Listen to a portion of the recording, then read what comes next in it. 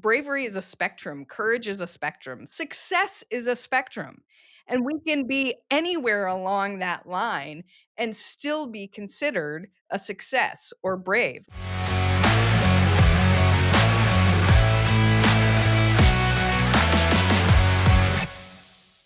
Hello, and welcome to the Mindset and Self-Mastery Show. I'm your host, Nick McGowan. Today on the show, we have Renee Zukin. Renee, how are you doing today? I'm doing fantastic, Nick. So excited to be here. Yeah, I'm excited too. I think this is going to be great. Why don't you get us started? Tell us what you do for a living and what's one thing most people don't know about you that's maybe a little odd or bizarre. Love this question. Well, I'm a writer. I'm an educator. Currently, I coach entrepreneurs in digital online marketing, which is a lot of fun. And one thing that most people don't know about me, I actually recorded an album back in 2011. Yes. It was my first foray into songwriting, and the band I had curated was called Collectible Boys, and it started out as a poetry and essay writing project, and it turned Nice. into an album. So, you never know where the spirit's going to take you. Yeah, literally. And that's cool. I mean, as a musician, I've already told you, and now I have loads of questions about what kind of music, where did you record, and how did you find the studio musicians, and what did you play, and what did you not play, and what is it all about, So feel free to share any of that if you'd like. Yeah. It was a lot of fun. I started out just really wanting to play music, and I did need to get musicians to actually help me curate the music underneath, because for me, I was writing lyrics and I had melodies, and I only have a few years of piano lessons as a kid under my belt, so I knew I needed the heavy hitters to come in and help create it underneath. And I did. I collected some amazing local musicians who've played in multiple bands and knew what they were doing. And we played out for a couple of years, and I was like, we need to record this. And we did it in one weekend. So it was definitely a whirlwind and a lot of fun. Oh yeah, man, I love that sort of stuff, and especially like people listen to albums or they'll listen to a new song that comes out. You might think like, this is great, and these people just keep putting these things out, like any bands that put out new albums. It's like, but we have no idea the amount of time and effort and energy that every single one of them put into figuring out what do we do, how do we do it. And I think oftentimes people forget about sometimes the fifth or sixth member of the band, the producer, and right? The one who's actually recording everything. And I said this to you before we started even recording this, that sometimes the answers that will come out of that initial question will kind of alter the way that the conversations go. And I think this may be one of those situations. Like as a musician, I've been having conversations with people recently that have been using AI. And if somebody who has a few years of piano lessons from X amount of years ago, and you have ideas and some melodies, and you go, well, I want the drums to sound like whatever, like you just make noises. Right. Like, you can't really do that. I guess, well, Timbaland made a whole career out of making noises and putting into records, but that's one person. I think it's interesting how there's technology that helps us with things, but can also really hinder us. I have a good friend of mine who writes music constantly, plays acoustic, sings, and he can mess around on some other instruments, but his main thing is like first, second position of acoustic, singer, songwriter type stuff, and using AI at times to help with a backing band. Like I can understand going that direction because the resource is there, but I think that also can hurt us from being creative and stretching those muscles and being more brave in the confusing things. Like you sit down at the piano, go, oh, fucking fine, middle C, A, triad, like instead of going, well, here, this is the thing I want. And as somebody who, like, you didn't have AI in 2011. No, I didn't. You had to find people to actually be musicians with you and work through that stuff. But what are your thoughts? What are your feelings with that sort of stuff? This is great. Because I think it's similar to also to writing in general. Yeah, Obviously, big we can time. use, yeah. And I think what you're speaking to is this opportunity for our own creativity to allow us to learn and grow. Like when we get stuck, okay, so my skills end here. I want to play around, but also the opportunity to connect with other people who do have those skills and have the conversations and get to really play and modify and modulate music and the piece in different ways. And I think actually you could even say this with all kinds of art. Like I am not like I'm a firm believer that AI and its ability to help us create can save us a lot of time, save us a lot of energy. There's ways in which it's a great tool to have, and there's ways in which we can teach it how to be a better AI partner. So I'm definitely, all in and playing the game.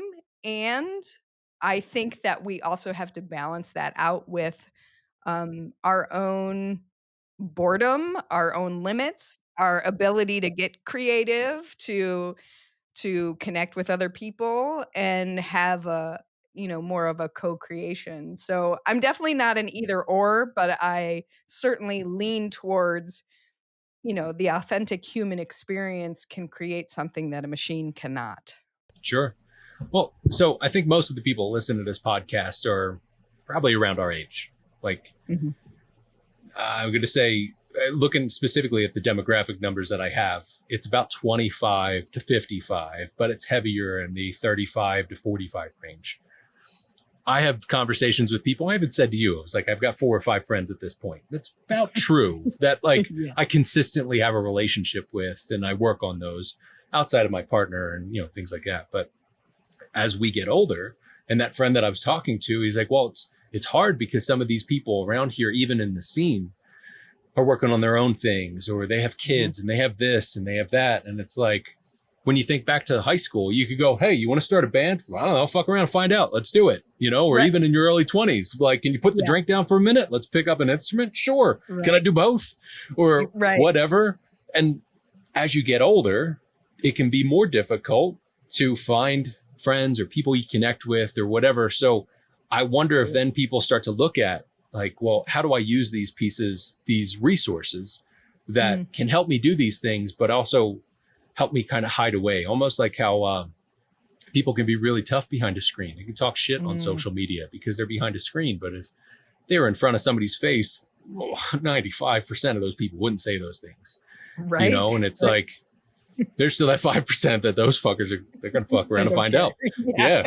Yeah. Um, so like, how do we balance that within ourselves, but then also ask ourselves the questions of like, well, what am I really most uncomfortable with this? Is it, I don't know what I'm actually looking for, or do I want to find the smaller piece? And just thinking from the music lens, and thinking about your book of just the overall concept of being brave in those moments. Like it Mhm. takes courage and takes you being brave to step out and at least have those conversations.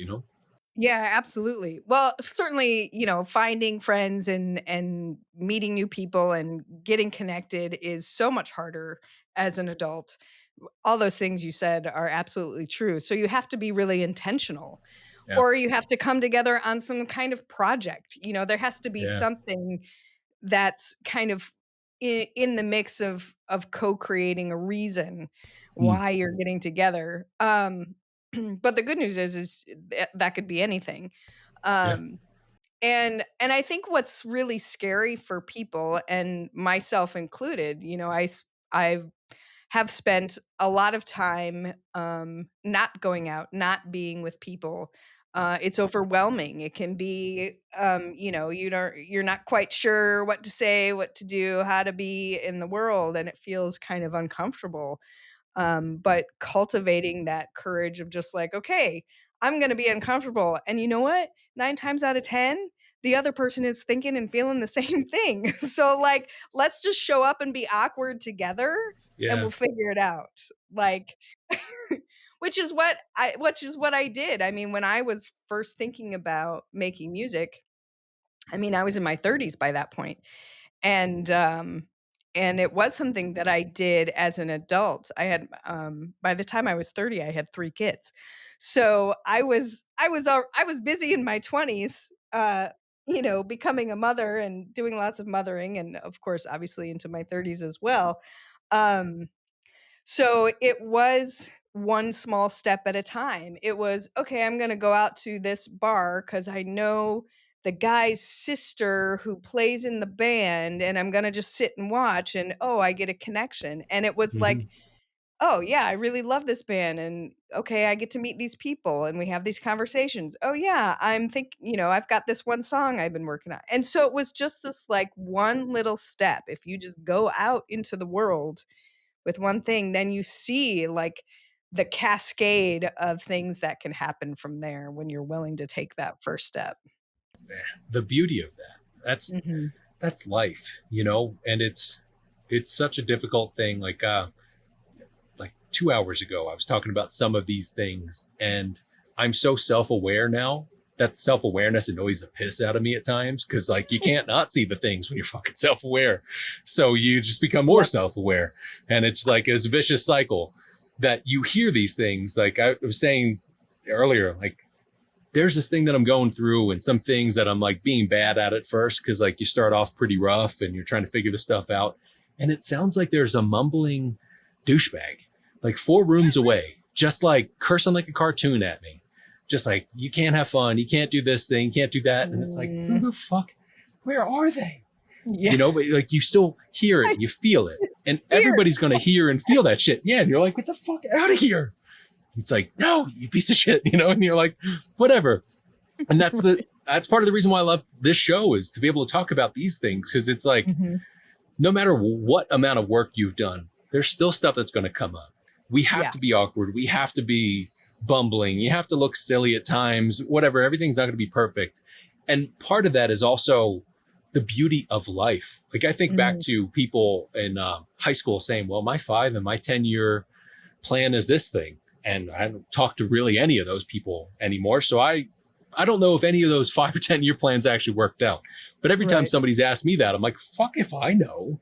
Like I could come up with an idea, but I can guarantee it's probably not as great as like what will actually end up happening, because you Right. start to make those movements, start to do those things. So Mhm. with being brave every day, what are those little kind of pro tips and like life hacks that you figured out for Mm, you as a person, that like I figured out this really works for me to do this in these moments, because it helps me with who I am to be able to mm. step out a little bit more. Yeah. I mean, it's a journey. And it's constantly evolving. I love, that inner critic voice is alive and well, with all the new challenges that come up. And so constantly having to do that dance with the self-doubt, with the anxiety and the fear, is definitely something that I have gotten better at. Certainly different tools help me. But over the course of, 10 to 15 years, I've got a lot of different tools in my toolbox now. My go-to still is writing. Nice. Even if it's just real quick in my notes app. It's like I can't when I get overwhelmed and kind of notice that my thoughts are spinning and I can't get out of this loop. If I write it out, then it's outside of me and I can look at it, you know? So that's one of the big ones for me. Or even, and if you're somebody who doesn't really like to write or you don't have a lot of time, even just finding whoever that trusted person is to be like, "Hey, do you have 5 minutes? I need to unload this and make sense of it." Like, um, we can't go through this life alone. And that's the thing about like depression, anxiety, like it lies to you. It's Yeah. like you're alone, you're isolated, don't be a burden to other people, don't waste you're just having a pity party, don't reach out to that friend. And you know what? Do. Like that text that you keep like typing and deleting, just Mm. freaking send it, because people wanna show up for their people. Your friends do want, an opportunity to show up for you when you need it, because you know that you'll do the same for them. And yeah, so I mean, that's the short version. Of course, there's the Yeah. breathing techniques, there's the music. I mean, music, right? Music can Yeah. change anything for you in an instant. It's truly good medicine. Well, I appreciate the honesty with that. Like, I don't mean to ask that in a loaded way.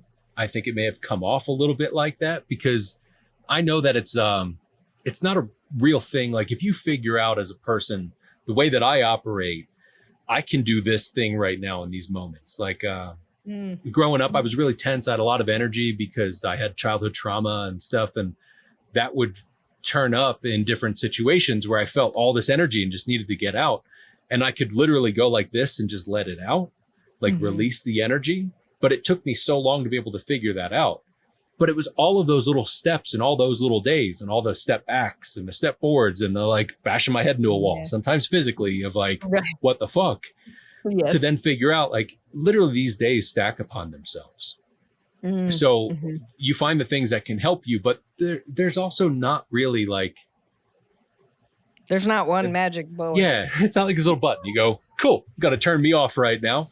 And that's it. Like that's not how it works. It's like you stack these things up and you do work that then lessens the other heaviness of the other things. So Mm. Mhm. obviously writing is a thing that's important to you. But when I made the joke about my writing, you kind of laughed along with it. So have you found that the medium of actually writing doesn't work for you, but like typing or speaking it Yeah, out does? yeah, certainly it's a different game with all the technology than, Yeah. just journaling in my notebook. But I I do both. And I think it activates different parts of the brain, Yeah. actually. Yeah. Um, and but I sometimes I couldn't tell you what the heck I just wrote with my hand. I was like, my handwriting has gotten worse and worse and worse, but I'm a phenomenal typer. Uh, so, Oh, yeah, I get that. Sometimes your shorthand, you can't yeah. even read your shorthand. You're Mm-mm. like, oh, I hope I felt better after that. Right.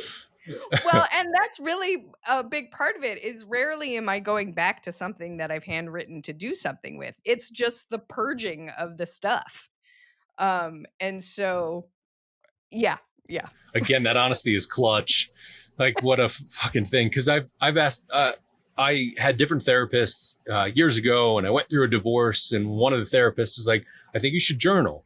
And I'd heard journaling so long, and I tried journaling before, and I get my handwriting's a mess. And I was like, I don't want to fucking journal, but to shut you up, I'll do this thing. And I got into my own little rhythm, and I had like this template that I created. And literally, Mm, like a year, maybe a little bit more than a year later, I was like, this is mechanical and it's not doing yeah, anything for me. Like I'm sitting yeah. down at 11 o'clock tonight to work, write out 10 things. And I'm like making shit up. I'm like, I made chicken today and, I brushed my teeth, Yeah, I yeah. guess, like, what the fuck? Mm. And, and then I remember saying to somebody like, are you supposed to go back and read it? They were like, there's no supposed to. What kind of question is this? I was like, oh, all right. Well, I'm going to shift in a different way. But those things, like we have to, I don't want to say everybody because I don't want to be a Mhm. blanket statement. Right. But I've seen that we as people need to figure our stuff out that works for us. That's why I asked the question of like, Yeah. from you and your character, like what works for you? And the Mhm. reason why this show isn't a solo show, I don't think everybody would want to hear me for every fucking episode. Right. But I think I can only talk about my stuff. Having Yeah. somebody else on to talk about theirs, somebody else goes, well, I connect with that person. That makes sense. So you transitioned from, well, you're right. You have to get that energy out. And I think that's the most important thing. Like Absolutely. Yeah. figuring out what do you do to release that? What do you do to Mhm. like work through that? Some people breathe. Some people say they meditate for hours and some people Mhm. also lie constantly. So like, what Right. do you really do is the real thing, you know? I call it meta napping. Yeah. I got I meditate for 6 to 7 hours every night. It's beautiful. And then it's sometimes REM shows up. It's wonderful. it is. It is. Yeah. Yeah, power naps for the wind. 7 hour But power naps. yeah, right. But it's true. Like getting like finding a way to, well, and movement. Like you talk about that energy. Um oftentimes when I'll notice, especially if I'm in like a social situation or out in public or at a when you're in a room with people, especially for those of us who are sensitive to the energy that other folks give off or, lights and sounds and just, can get overwhelming. But what um, I'll notice what it feels like in the body. And Hmm. like you were saying with your clenched hands, it's like, okay, I'm noticing I keep shifting in my seat. I need to get, you know, and it's there for a reason. Like your body is telling you, okay, get up and move this out. Right. And I talk about how it's so ingrained in us that we can't like get out of our seats, right? This is our schooling, right? Yeah. And it's like you forget, "Oh, I'm an adult now. I can just get up if I need And you can to." Irish exit whenever you want. I could hang up on this right now. Right, yes, yeah, right. So, like, but you're in a meeting, you're supposed to be listening intently. Like, I had to get over the fear of like, "Oh, people are gonna think I'm weird if I stand up in the Yeah. middle of this meeting." And I just got over it. And the more I got over it, it also like gives other people the invitation to Yeah. like take care of your own needs in the moment. Like I'm still listening, but I got up from my seat. I'm leaning against the wall. I'm stretching my legs a little bit. And now I can actually pay attention more. Mm. Like, so we're in these bodies, right? And they're giving us signals. And I think one of the reasons why life can be so hard is because we're so trained to ignore our innate signals, and we don't got to do that. Yeah. Well, shit, also those other people that are looking at you have their own signals and their own Right. judgments and biases Oh yeah. that we then force upon them. Like, if I stand up now, maybe that person over there is going to look at me a little weird. But maybe that person right there is like, man, my stomach really fucking hurts. And they're not thinking about anybody else or anything at Right. all or whatever. But you're like, that random person like 30 feet away from me is going to turn around, I swear, and look at me. And it's like, we make these things up because Totally. like we feel like we should do a certain thing or we should not do a certain thing. And like I fucking said before, I think everything ties back to childhood trauma. Like you Yeah. literally had to ask, can I go to the bathroom? Right. I had a job, I don't know, maybe like 7, 8 years after high school. That was a sales job, but we were basically like beaten into making 6, 7 hours worth of calls every day. And at one point they told us you actually need to raise your hand to go to the bathroom. And I was like, are you fucking kidding me? I was like, there is a trash can right here. And if it happens to be full by the end of the day, it's your fucking fault. And they were like, no, that's not right. Like, don't you guys remember being in school? And like, we are raised in a certain system of things Mhm. that then tell us that the way that our systems internally are wrong. Mhm. I appreciate that you're saying that being brave and that courage to do that thing and to feel awkward and weird does show other people you can do this. I mean, you and I, without even talking about it, have been in that spot. You've seen somebody do it and you're like, all right, cool. Like, who's going to leave the party first? Who's going to go do this thing first? And you're like, great, they did. Time to wrap it up. Right. Let's go. Well, and the thing you said, like we think other people are so like uh, watching what we're doing and whatever, thinking about us. They're They're in not. their own heads. Everybody's in Yeah. their own heads with their own stuff, and yeah. Yeah. They're wondering what you're thinking about them. Right, Or right. somebody else. What a strange thing. But Mhm. when I think of being brave and I think of being courageous, and I think of purpose and I think of all these big things that like we talk about on this show and I just naturally have conversation about, I think there are levels that people put them at that are like these giant Mm. mountains, like Yeah. especially when it comes to being like a purpose driven person. Like I've literally heard from people, or I've said it so many times where it's like, oh, I don't know if I have it in me to be like the next Steve Jobs or Oprah or to do this or do some major big thing. It's like, great, because they You don't did. have to. Right. That's You don't on have you. to. Mhm. But again, the system and the way that the world shows us, it's like you have to do all these things. Even the curated people that are on social media, it's like you're also not seeing the back end of that where they're like, man, I really fucked this up. How do I fix this thing in editing? or how do Right. I do whatever, or like, God, I don't want to eat peanut butter and jelly, but like I forgot to eat and it's 11:30 at night, or like what, they're not posting those things. Right. So Right. it's like, how do we then balance that and Mhm. just work on ourselves each day? So let's talk about some of that stuff. The things that not only in the book, but you work with people on, that are some of the kind of universal things that we as people can take some of those baby steps that can turn Mm. into toddler and teenage Mhm. steps and Mhm. whatever else, to help with it. Yeah, I love your examples of like, being the next Steve Jobs or Oprah or whatever. And like one of the things, I mean, the phrase every day I'm brave was born because I was getting so pissed that I that as a society, right, we don't give people the same kind of accolades and like, celebrations for the small things that they're brave enough to do. At the time, um, I was busy comparing myself around the world and right social media, like, my friends were doing, going on girls trips for the weekend and I hadn't flown in an airplane in like 15 years by that point. And I was like, I'm never going to do these things. I'm no, no, no, no, no, no. Right. But what about the brave things I did do? Like I got out of bed today. I didn't want to. I didn't want to face, this job that I was in and I hated. I didn't want to, um, and that's brave. And it started with even acknowledging the fact that I'm doing the hard stuff. So if nobody else is celebrating me, like, then I'm going to.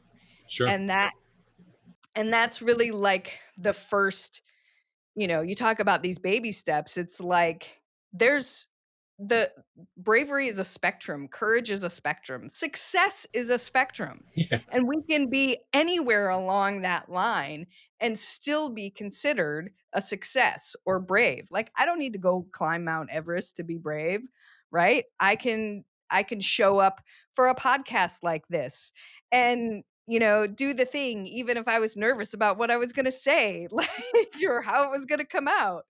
Um and celebrate that. So for like, whoever's out there listening right now, what's the one thing that you really want to be doing but you're not? Instead of like beating yourself up about it, what's even just the first small step that can turn you toward that thing that you think you want, right? Yeah. That you're desiring. And it's going to look different. That that 5 to 10-year goal, screw that, right? What's my goal today? Where do I want to go and how is that and those incremental steps, how is that going to get me closer to the bigger vision I have? I mean, we definitely, you've got things, you got dreams, you got Oh things yeah. tapping you on the shoulder, Oh like yeah. everybody does. And to just turn toward it, like even just a little bit, it makes such a world of difference when we're able to celebrate the small steps and have compassion when we can't. Like what's Sure. brave for me one day uh is not the same as another. As somebody who experiences obsessive compulsive disorder. I don't have it, I experience it. Um, it's, well, I mean, I do, but it doesn't have me. Some days are easier than others. Sure. Some days I can eat the food and not worry about what's in it and not have all these thoughts and it's no problem. And other days I'm like, okay, this one's out. I'll try Yeah. again tomorrow. Like it's just and that's okay. Like we have to be okay to not be okay sometimes. Like it And that's like, the more, it's almost like the more you learn, the more you understand that there's more to learn. And Yeah. you can see that and go, oh, okay. And you can kind of falsely go, well, I guess I'm real stupid because all these other things are out there. And it's like, no, you're going through and you're learning. I think there are a few things here too, like those, all of us, I'm pretty sure, can look back at something that we did, that we started off small and Mhm. incrementally worked on, even if it's anything. I mean, as a musician, I think back to, I started recording music again like 7, 8 years ago. And Mm. my God, did that stuff sound atrocious, like absolutely Right. terrible. Everything was mono, like right in the middle and fucking stacked and terrible. And now I listen to the stuff that I'm recording and I'm still like, there are things that I can do with whatever. And I'll spare you the nerdisms, but like, there are things that can fix those, but you have to be able to look and go, shit, look at the journey of this. Same time, I want to point out, because I've heard people say this, especially like, I guess I'm considered a geriatric millennial, which is a fucked up term, but born in 84. So like I was at the cusp at the end of it. There are people that will say like millennials.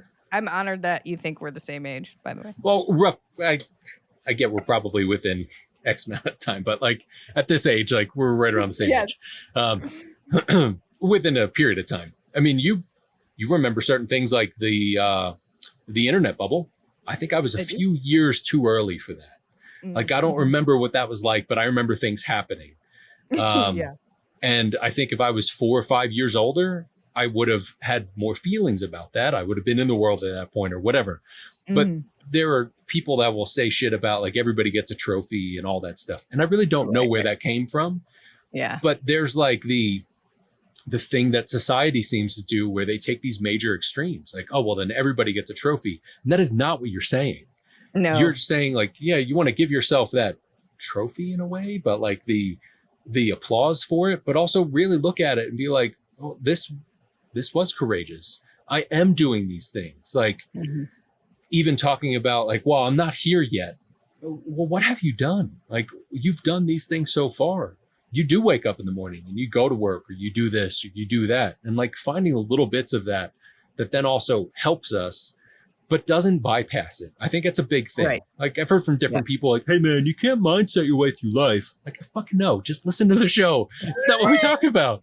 But really it's like, you also need to play those mental games in a way to be able to say, well, really, if I look at it like this, oh, cool. All right.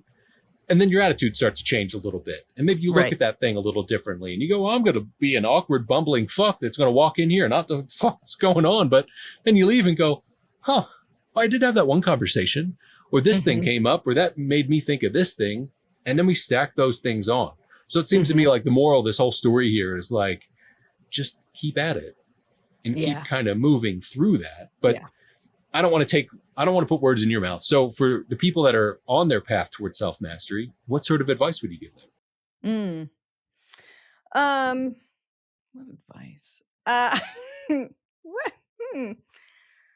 I like to be in the realm of self-compassion, right? More heart, more love, which doesn't mean, I love that you said this about the trophy, right? You can love yourself where you're at and still want to move forward and excel and learn.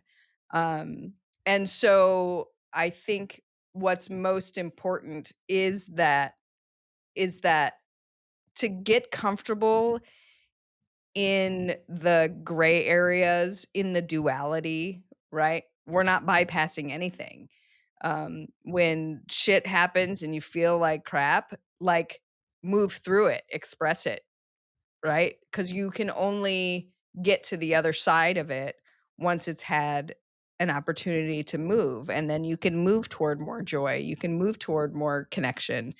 But you can actually be connected even in that vulnerability. And so getting comfortable with the uncomfortable, being able to hold like two things simultaneously true at once, which is very difficult for us humans here on Earth. And so, like getting comfortable with the gray, because that's where the beauty is too, and the complexity. I think we as people can kind of get lost at times in our own things, or you go too far down a path mentally that you get lost on that path instead of it was just a path. Like you can just look at it, you know? I was having a conversation with somebody recently where it's like, you have a hard time doing things when you know there are other really tough human things that are going on the planet. Like I literally had a conversation with my coach yesterday about like, well, I'm doing this thing that I really enjoy doing, but at the same time, people are literally being captured and starved to death. Right. On the other side of the planet. So how the fuck can I do any of these things? And how does that allow me to like you can see those paths without getting stuck in them. And then we can do what we can do in those times, but not getting crazed about it. And especially if you have OCD tendencies or things of that sort, it's extra, it could be extra difficult. And again, that's why I asked, like, from you and your perspective with the Mm. makeup that you have, how do you go through those things? So, It is especially important right now that we are able to cultivate some inner peace mhm, when so much is happening around us. For me, I I I can't help anybody else if I'm on fire also. We'll just all, burn in the ashes. Um, and so not that not that I'm complacent or ignoring, right, these horrible, awful things that are happening in the world, but that is part of the duality. And how can I show up for myself, my people in the microcosm of my world so that it becomes reflected and ripples out into the macrocosm? Um, I'm often saying we have to do the inner work to see outer change. We're not gonna change other people's minds, um, opinions, and things unless they're willing to be open to another perspective. And so I too have to be open. Uh, and, you know, it's a it's a tricky path to walk. Um, but I think the more that we can take care of ourselves and our inner landscape and our mindset and become the masters of our domain, we are better able to show up for the other people in this world, yeah. um, to make it a better place. And the more people who are out there doing this inner work, the better we'll be able to meet each other. It's like a weird inside out thing where the more work that we do internally, the more that we're able to help externally. Yeah. But we get so much that's literally pushed into our beings that it can feel the opposite of that. And like the world is telling us we should be these certain ways and we should do these certain things instead of like, well, do what you can right around you. I've heard Yeah. that there are people that some of their like part of their design is that they're not able to actually be recognized like in their own little circles. Mm. And then there are other people that aren't supposed to be recognized in those circles, but are supposed to be recognized in larger circles and have a minimal circle or what have you, and some that are the opposite of that, etc. And I think as we only us as the people know that, and we know that internally. But the Mm. more work that we can do with those moments, like literally in the moment of like something happened, you felt a certain way or you thought a thing, it's that live moment right then and there where it's like you actually do the thing. Like all these little things and quips and all that, like those are all cool and playful, and hopefully it gets stuck in your head and maybe it makes you think differently or do differently. But it's that fucking moment, like that exact moment where you do or you don't. And it's like the work that you've done before that will help you see those things a little differently. And I think sometimes I can, and I've heard from other people that we look at things outside and go, oh yeah, but I should be. And should Mm. is just bullshit. It's like, there's no should. You shouldn't be Totally. Steve Jobs. You should not No. be. And you should be who you are. And maybe that person will give birth to somebody else who becomes the next Steve Jobs. Maybe Yeah. not. Yeah. Maybe it's like you just have a conversation. Like, I don't know. Maybe there's somebody that listens to this and goes, cool, I'm going to change something. And maybe they become some incredible person.